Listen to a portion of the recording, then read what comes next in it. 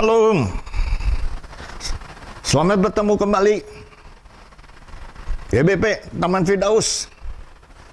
Teman-teman saya yang ada di Bandung, Alina Tennis Group. Teman-teman saya dimanapun engkau berada pada saat ini, Shalom. Saat ini saya ingin sharing mengenai keluarga bahagia. Bagaimana kita ingin supaya punya keluarga yang berbahagia. Otomatis kita ingin tahu rencana Tuhan menciptakan manusia itu untuk apa sebetulnya. Kita baca di Kejadian 1 ayat 26. Tuhan ingin membentuk kita serupa segambar dengan Dia, supaya kita menguasai ikan-ikan di laut, burung-burung di udara, segala ternak atas seluruh bumi, dan binatang melata yang merayap di bumi. Jadi yang pertama adalah serupa segambar dengan Tuhan sendiri. Itulah Tuhan menciptakan manusia. Yang kedua adalah Kejadian 1 ayat 28. Pernikahan adalah untuk beranak cuculah, penuhi bumi. Jadi kita kalau berkeluarga, kita beranak cucu supaya kita, farm kita ada di anak cucu cicit kita kemudian hari, sehingga tidak habis. Itulah tujuannya Tuhan menciptakan manusia. Pada satu hari Tuhan melihat bahwa manusia seorang diri saja. Di Kejadian 2:18, manusia seorang diri saja tidak baik. Dia membentuk, menjadikan baginya seorang penolong yang sepadan dengan dia. Di sini sepadan, bahasa Inggrisnya suitable. Suitable itu pantas, layak, cocok. Jadi Tuhan menciptakan itu yang cocok buat kita, pas buat kita. Bukan istri menjadi perongrong, tetapi dia penolong bagi kita di dalam kehidupan kita. Itu rencana Tuhan. Maka itu Tuhan supaya laki-laki itu tidur nyenyak, dan diambillah rusuknya, dan dijadikanlah perempuan, dan dibawanyalah kepada manusia itu. Manusia itu mengatakan, dia adalah tulang dari tulangku, daging dari dagingku. Yang dinamai perempuan karena keluar dari laki-laki.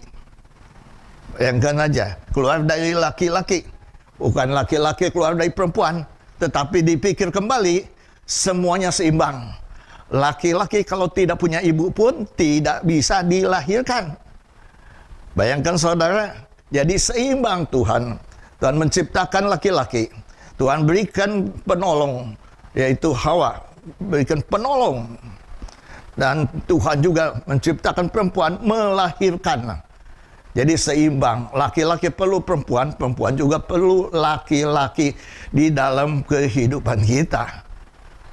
Jadi mereka saling membutuhkan di dalam kehidupan kita. Apa tujuannya di dalam pernikahan itu? 1 Korintus 7 ayat 2 mengatakan, supaya jangan ada bahaya. Bahaya apa? Percabulan. Baiklah, suami punya satu istri, istri punya satu suami, masing-masing punya satu istri, satu suami, sehingga menghindari percabulan di dalam kehidupan kita. Karena Tuhan ingin supaya turunannya ini ada turunan ilahi. Kita baca di Maliaki 2:15. Tuhan yang Maha Esa, yang menjadikan daging dan roh.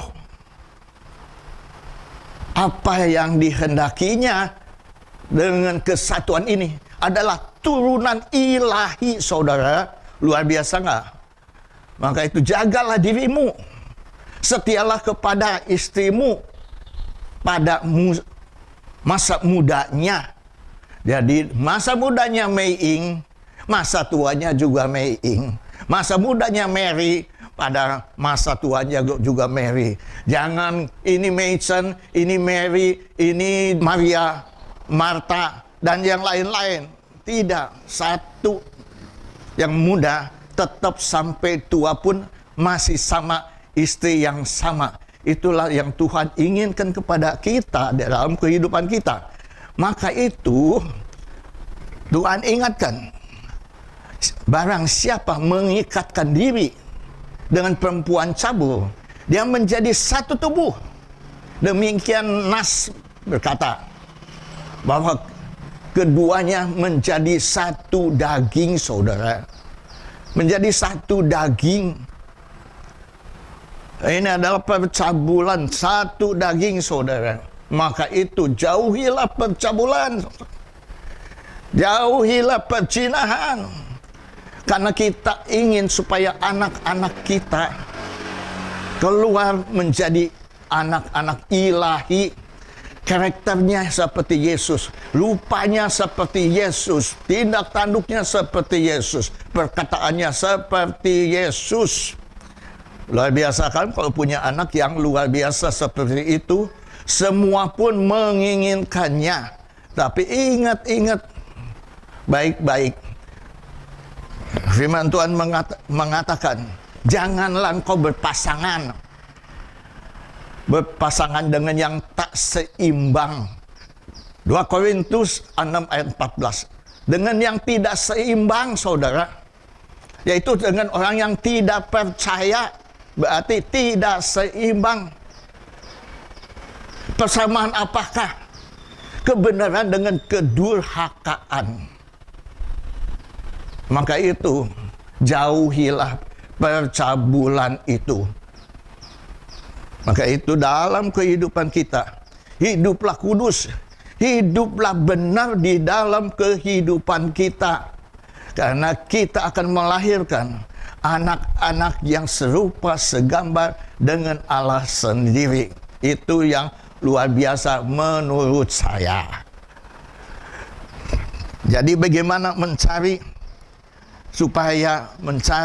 istri supaya kita hidup berbahagia. Titus 2 ayat 5 mengatakan demikian.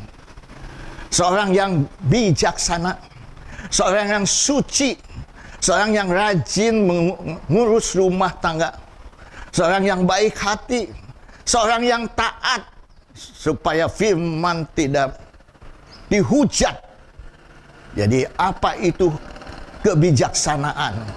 Kebijaksanaan adalah orang yang menggunakan pikiran, kepandaian, hikmat, cermat, hati-hati memutuskan masalah dan memecahkan masalah. Cermat dengan tidak emosi. Itu bijaksana. Carilah istri yang bijaksana. Carilah suami yang bijaksana. Seperti apa contohnya yang bijaksana? Kalau kita membaca dari Alkitab, Salomo dihadapi oleh dua orang yang mempunyai satu anak dan satu anak. Mereka melahirkan waktu yang sama. Mereka serumah. Dan satu karena ketindihan waktu tidur meninggal.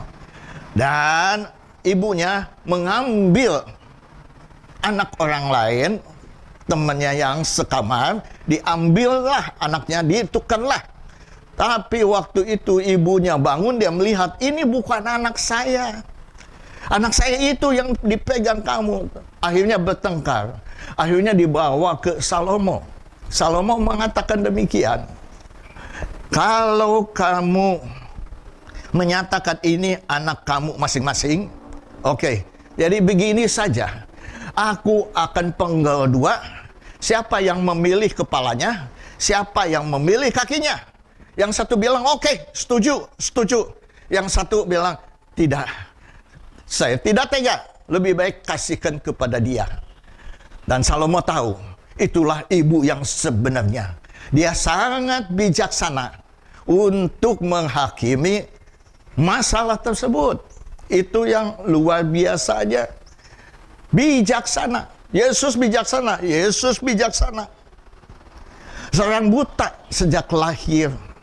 Murid-muridnya mengatakan kepada Yesus. Itu Yohanes 9 ayat 1 dan 2. Tanya kepada Yesus. Kira-kira anak ini buta. Apakah dia yang berdosa? Atau orang tua yang berdosa? Yesus berkata, bukan dia, bukan juga orang tuanya, tetapi pekerjaan-pekerjaan Tuhan harus dinyatakan di dalam dia. Bagaimana bisa menyembuhkan orang sakit kalau tidak ada orang sakit? Bagaimana menyembuhkan orang buta kalau tidak ada orang buta? Bagaimana menyembuhkan orang tuli kalau tidak ada orang tuli? Bagaimana menyembuhkan orang bisu kalau tidak ada orang bisu? Jadi pekerjaan-pekerjaan Tuhan akan dinyatakan melalui orang tersebut. Satu lagi contoh adalah perempuan yang berbuat zina dan ketangkap, dan orang-orang Farisi dan ahli Taurat membawanya ke Yesus supaya diadili, dihakimi, supaya dihukum. Hukum Musa ada dilemparkan batu sampai mati. Mereka berteriak, bagaimana Yesus? Yesus nulis di bawah. Saudara, tulisan Yesus di bawah. Apa yang ditulisnya tidak ada yang tahu. Tapi kira-kiranya menurut saya, siapa yang tidak berdosa? Setelah didesak, Yesus katakan kepada mereka, siapa yang tidak berdosa, lemparkan batu pertama kepada dia. Semua berpikir, saya berbuat dosa. Mereka masing-masing berpikir, semua berbuat dosa, pernah berbuat dosa. Sesuai dengan firman Tuhan. Semua manusia berbuat dosa dan telah hilang kemuliaannya. Sehingga satu persatu pergi meninggalkan dia. Satu persatu meninggalkan dia. Akhirnya tidak ada orang yang menghukum dia. Yesus bertanya kepada perempuan itu, kemana mereka? Mereka sudah pergi. Begini saja, kamu pun pergi. Saya tidak menghukum kamu. Tetapi ingat, jangan berbuat dosa lagi. Dengar baik-baik, jangan berbuat dosa lagi. Itulah Yesus berkata kepada dia. Itu namanya bijaksana, saudara. Jadi harus bijaksana di dalam kehidupan kita. Kalau kita bijaksana kepada suami, suami merasa benar, kita diam, tidak melawan, tidak kita membantah, kita diam. Dan saya percaya, orang yang bersalah dalam hatinya juga akan merasa bahwa dia itu bersalah. Bijaksana dan suci, saudara. Suci itu jujur, saudara. Sekarang orang jujur itu langka, saudara. Di bank-bank semua mencari orang yang jujur. Satu adalah satu. Ya di atas ya, tidak di atas tidak. Jujur, saudara. Firman Tuhan mengatakan, Matius 5 ayat 8. Orang yang suci hatinya melihat Allah. Orang yang jujur melihat Allah. Luar biasa, enggak? Itu yang luar biasa. Hidup harus jujur, saudara. Apalagi sebagai istri. Diberikan uang setiap hari untuk belanja. Jujurlah, tulislah, catatlah apa yang pengeluaran-pengeluaran setiap hari. Sehingga suami bisa membacanya dan menerimanya. Sehingga tidak ada pertengkaran mengenai keuangan. Istri saya berbuat demikian. Setiap hari dia tuliskan apa yang dibelinya. Sehingga saya bisa membacanya. Sehingga menghindari kesalahpahaman, menghindari salah pengertian. Puji Tuhan, itu namanya suci. Yang ketiga, itu adalah rajin. Rajin apa? Mengurus keluarga. Waduh, saudara, kalau saya pikir istri itu luar biasa, saudara, dibandingkan dengan suami. Suami cari uang saja, istri. Tapi istri di rumah, saudara, bayangkan saja. Kalau dia tidak pakai pembantu, pagi-pagi bangun. Kalau kita baca di Amsal 31 ayat 10 mulainya. Pagi-pagi bangun. Seorang istri yang cakap lebih berharga dari permata, saudara. Pagi-pagi, matahari belum terbit, ngasih gelap, dia bangun. Dia menyiapkan makanan buat anak-anaknya. Dia menyiapkan pakaian-pakaian buat anak-anaknya. Dia mandikan anak-anaknya pagi-pagi untuk sekolah. Dia menyediakan makanan, minuman, dan dia antar ke sekolahan dan sekolah. Dia di rumah apa? Dia masak, saudara. Dia belanja ke pasar, masak untuk makan siang. Setelah dia selesai masak, dia nyuci baju, saudara. Untuk anak-anaknya, untuk suaminya, untuk dirinya sendiri, dia cuci baju. Sore-sore dia mensetrika baju. Istirahat sebentar, sudah malam, masak lagi untuk menyiapkan sarapan malam. Tapi yang luar biasa adalah salah satu ini. Ini yang tidak bisa dibandingkan dengan laki-laki. Bahwa perempuan itu melahirkan, saudara. Saudara, kalau melihat istri saudara melahirkan, ngeri sekali, saudara. Hidup atau matinya waktu melahirkannya, Tuhan. Tapi kita lihat, banyak orang punya anak 1, punya anak 2, punya anak 5, punya anak 12. Saya pernah membaca, ada orang yang punya anak 69, saudara, dari satu ibu, satu bapak. 69, karena ada kembar 4, kembar 7, saudara, kembar 3, waduh. Jumlahnya 69, kalau tidak salah. Luar biasa nggak perempuan ini? Luar biasa, saudara. Maka itu jangan sakiti hati anak-anakmu, istrimu. Luar biasa nggak? Itu luar biasa, saudara. Mengurus rumah tangga itu tidak gampang. Harus berkorban. Korban waktu. Korban tenaga. Korban pikiran. Itu yang saya tidak mengerti. Pantas disebut penolong. Karena luar biasa penolong kita ini. Harus kita hormati, harus kita hargai di dalam kehidupannya. Itu namanya perempuan yang luar biasa. Kalau kita baca di Amsal, itu luar biasa. Bahwa dia mencari uang dengan membuat linen dan dijual. Setelah dijual, dia belikan ladang. Ladangnya ditanami anggur, saudara. Sehingga serumahnya itu waktu musim salju tidak kedinginan. Karena pakaian-pakaiannya rangkap. Dia tertawa akan masa depan. Anak-anaknya berbahagia. Dan suaminya mengatakan, puji syukur punya istri seperti dia. Itu dinamakan rajin mengurus keluarga. Yang selanjutnya adalah hati yang baik. Orang yang demikian mempunyai hati yang baik. Dia baik kepada suaminya. Di Amsal 31 ayat 12. Dan seumur hidupnya tidak berbuat jahat kepada suaminya. Seumur hidupnya. Dan ayat 20 mengatakan, yang memberi tangan kepada orang yang tertindas, mengulurkan tangan kepada yang miskin. Itu adalah kebaikannya. Mempedulikan orang lain. Ada belas kasihan kepada orang-orang lain. Saudara, bagaimana dengan kita? Bagaimana dengan saudara? Apakah saudara menjadi istri seperti ini? Kalau tidak, kita mencontohi, kita menteladani istri yang sedemikian hebat, luar biasa. Apa yang istri harus contohi? Carilah karunia.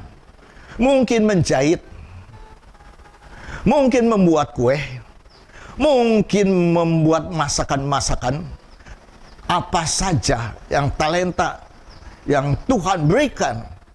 Sehingga waktu suami PHK, waktu suami tidak ada pekerjaan, hidup tetap jalan terus.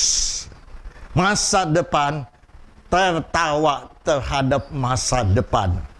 Itulah istri yang cakap. Itu yang luar biasa dan baik hati. Selanjutnya adalah ketaatan. Supaya firman tidak dihujat orang. Ketaatan, saudara. Ketaatan berarti tunduk, sober. Sober itu waras. Waras itu tenang.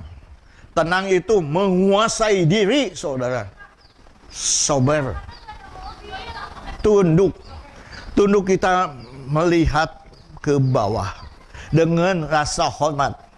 Tunduk itu menyerah. Tunduk itu takluk. Tunduk itu menurut perintah. Tunduk itu menurut aturan. Luar biasa, saudara, menurut aturan. Perintah firman Tuhan engkau lakukan di dalam kehidupanmu, atau engkau kompromi dengan firman Tuhan di dalam kehidupanmu. Tinggal introspeksi dalam kehidupan kita. Kalau engkau tidak sepadan, engkau berjuang. Ada yang berjuang, saudara, suami istri sedang menikah, bercerai 14 tahun berjuang, berdoa untuk suaminya. Sehingga suaminya kembali lagi 14 tahun. Ada sepasang suami istri yang baru 2-3 tahun ditinggalkan suami, nggak tahu kemana. Istrinya berdoa. Dan satu hari dia kembali lagi. Dia ikut pelajaran, seminar, dan dia ikut puasa. Ternyata setelah puasa, ajaib luar biasa. Orang itu bertobat 100%. Meninggalkan kebiasaan-kebiasaan buruknya. Terutama, dia itu narkoba. Memakai narkoba dengan 22 tahun. Sudah 22 tahun istrinya tidak tahu, saudara. Tapi dalam satu hari itu, Tuhan jamah, Tuhan robah 180 derajat. Dia menjadi ciptaan baru. Menjadi bahagia, saudara. Dengan suami sudah bertobat. Tinggal saudara pikirkan, layakkah kita berjuang berdoa hanya untuk suami kita yang belum bertobat? Maka itu menikahlah dengan orang yang seiman. Satu lagi adalah kesaksian. Istri berdoa untuk suami yang belum bertobat. Berapa tahun saudara tahu? 17 tahun, saudara. Setelah itu suami bertobat dan tidak kepalang tanggung. Dia menjadi senior pastor di gereja yang besar saat ini. Tapi 17 tahun itu tidak sebentar. 17 tahun itu lama sekali, saudara. Luar biasa, saudara. Maka itu mulai saat ini, kalau saudara-saudari ingin supaya hidup bahagia, carilah pasangan hidup yang dari Tuhan sendiri. Bagaimana, saudara? Dari Tuhan sendiri. Ada kisah perkawinan di Kana. Waktu itu anggur adalah minuman yang terutama di dalam pesta. Tapi anggur itu habis, saudara. Ibu Yesus mengatakan kepada pelayan-pelayan, apapun yang diperintahkan oleh Yesus, lakukan saja. Ternyata Yesus memerintahkan, cedoklah air, masukkanlah ke tempayan, semua tempayan diisi, bawalah ke pimpinan pesta. Saudara berani bawa air biasa langsung menghadap ke pimpinan pesta? Mungkin ada orang yang tidak berani. Ini ngaco, ini orang ini. Saya menerima perintah yang tidak baik. Nggak mau, tinggalkan aja. Bisa begitu? Bisa, saudara. Tapi pelayan-pelayan ini ingat dengan perkataan dari Ibu Tuhan Yesus. Supaya dia lakukan apa saja, lakukanlah yang diperintahkan oleh Tuhan Yesus. Setelah dia bawa menghadap ke pesta, ke pimpinan pesta, dan pimpinan pesta mencedoknya, mencobanya. Wah, luar biasa. Jadi anggur, saudara. Air jadi anggur. Yang tahu adalah pelayan-pelayannya, yang lain tidak tahu. Sehingga pimpinan pesta ini heran. Kok biasanya anggur yang baik disediakan dahulu. Setelah habis, anggur yang kurang baik yang keluar. Dia bicara dengan mempelai. Mempelai. Kok kamu memberikan anggur yang bagus terdahulu, dan setelah habis, bukan anggur yang kurang bagus, anggur yang tetap yang bagus kau berikan kepada kami semuanya. Luar biasa. Apa maknanya? Maknanya adalah di dalam pernikahan, kalau ada Tuhan Yesus di dalam keluargamu, engkau akan menikah dengan manis. Dari muda dan sampai tua akan menjadi keluarga yang manis, keluarga yang rukun, keluarga yang damai sejahtera. Manis terus, tidak berubah. Manusia bisa berubah-ubah. Kepercayaan kita bisa berubah-ubah. Iman percaya kita bisa berubah-ubah. Tetapi kalau Yesus ada di dalam diri kita, kita tidak bisa merubah-ubah. Saya masih teringat satu kesaksian. Saya punya anak dokter. Waktu itu setelah selesai sekolah dokternya, kuliah dokternya udah selesai. Dan dia berdoa untuk pasangan hidupnya. Dan dia doa begini, Tuhan, saya ingin supaya calon suami saya adalah suku Tionghoa seperti bapaknya, seperti saya. Begitu. Kedua, Tuhan, saya ingin supaya yang seiman, Tuhan, supaya bisa ke gereja bersama-sama. Yang ketiga, supaya dia itu lebih pintar dari saya. Itu dia yang minta. Dia berdoa demikian. Dan tahu, anak saya yang ini, waktu hamil sudah didoakan. Waktu melahirkan, pendeta-pendeta mendoakannya. Setelah lahir dan seterusnya, dia bertumbuh dengan takut akan Tuhan, baca firman Tuhan, memuji Tuhan, dan aktif di gereja sampai saat ini, saudara tahu. Setelah itu, dia pergi ke satu seminar. Di seminar itu ada orang yang apa kriteria yang dia inginkan, itu ada di orang itu. Dan orang itu mendekati dia dan berkenalan dengan dia. Setelah berkenalan, dia katakan akan dilamar. Baru 3 bulan, 4 bulan perkenalan. Istri saya terkejut. Dia juga terkejut. Tetapi Tuhan berbicara kepada dia dengan suara. Dengan suara apa? Bahasa Inggris. It must be today. Ini hari engkau akan dilamar oleh dia. Saudara bayangkan aja. Dan istri saya dikasih penglihatan di dalam mimpi. Rumah calon mantu saya. Kata istri saya, wah begini. Dan ternyata betul, saudara. Dan juga waktu dia beribadah di tempat, di gereja kami, Roh Kudus berbicara bahwa dialah calon mantu saya, kata istri saya. Dan terbukti memang dia melamar, kita tidak bisa mengelak. Kita katakan tanggal 27. Bayangkan aja tanggal 27. Tahu tanggal 27 adalah kelahiran calon mantu saya. Kelahirannya tanggal 27. Sehingga tanggal 27 lah dipestakannya. Dan sampai saat ini mereka berbahagia punya anak satu. Pimpinan Tuhan. Dia bilang hidup saya dipimpin Tuhan. Dia kasih contoh bahwa satu saat dia mau ke Singapura. Dia taruh pasportnya di laci. Waktu dia mau berangkat, dia buka lacinya. Paspor itu tidak ada sama sekali. Dia bongkar 3 kali. Dibongkar 3 kali. Tidak ada paspor itu, saudara.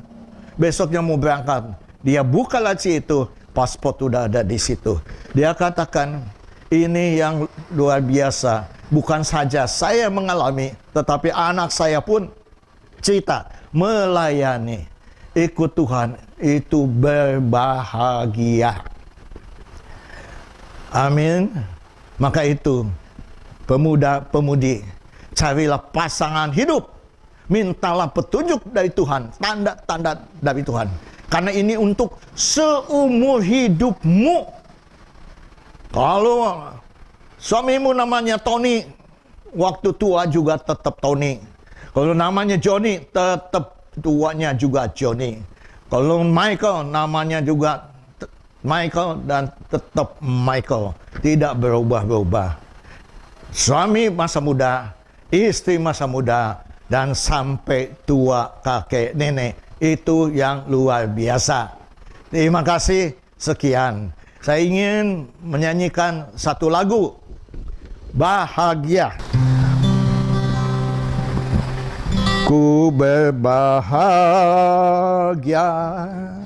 yakin teguh, Yesus abadi, kepunyaanku. Aku warisnya, ku ditebus, ciptaan baru, Roh Kudus. Aku bernyanyi bahagia, memuji Yesus selamanya. Aku bernyanyi bahagia, memuji Yesus selamanya.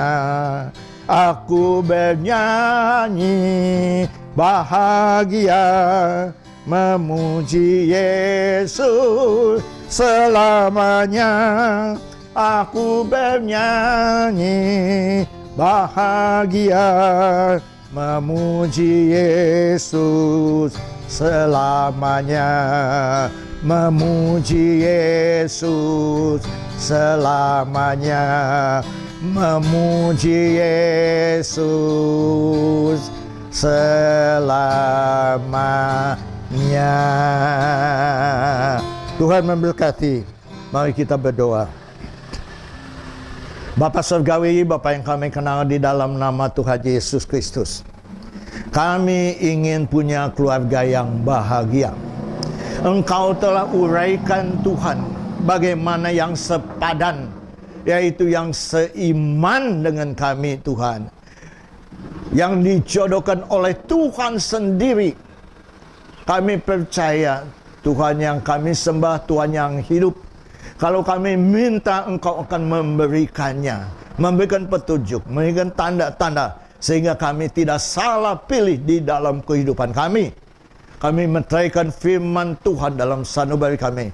Firman Tuhan ini akan bertumbuh dan berbuah di dalam kehidupan kami. Dalam nama Tuhan Yesus Kristus. Amin. Saya ingin berdoa untuk anak-anak muda yang punya pasangan dan juga yang belum punya pasangan. Taruhlah tanganmu di dadamu seperti ini. Saya akan berdoa. Bapa Surgawi, Bapa yang kami kenal di dalam nama Tuhan Yesus, Engkau melihat anak-anak muda yang menaruh tangannya di dada mereka. Mereka percaya Tuhan Yesus hidup di dalam setiap orang percaya. Mereka yang berpasangan, yang belum menikah, Tuhan kami percaya.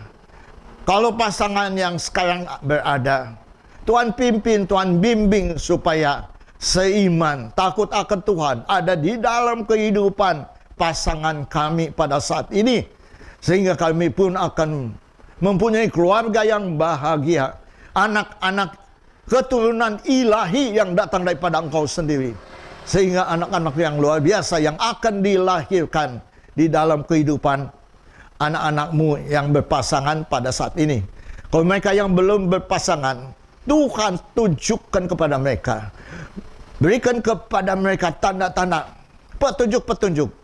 Mana yang cocok, yang pantas, yang sesuai dengan mereka. Dalam nama Tuhan Yesus, kau berikan yang terbaik bagi mereka yang meminta kepada Engkau, yang memohon kepada Engkau, yang berpengharapan kepada Engkau. Dalam nama Tuhan Yesus Kristus.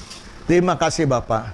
Kalau kaum bapak, kaum ibu, suami istri, ada yang menonton pada saat ini, taruhlah kedua belah tanganmu di dadamu, saya akan berdoa. Bapa Surgawi, kau melihat suami istri, mungkin suami saja, mungkin istri saja pada saat ini. Tuhan, mereka mendengar firman Tuhan. Mereka berubah Tuhan. Mereka ingin supaya Tuhan, Engkau merubah kehidupan mereka, sehingga hidup mereka serupa segambar dengan Engkau. Kami percaya Engkau memampukan mereka untuk melakukannya. Sehingga sungguh kami akan melihat setiap istri tunduk kepada suami. Suami mengasihi istri, berkorban untuk istri, akan menjadi kenyataan dalam nama Tuhan Yesus Kristus. Terima kasih Bapa. Kami serahkan semuanya hanya di tangan kuasa-Mu. Hanya di dalam satu nama, nama di atas segala nama, penguasa langit dan bumi dengan seisinya. Namanya Tuhan Yesus Kristus kami telah berdoa dan mengucapkan syukur. Haleluya. Amin. Tuhan memberkati.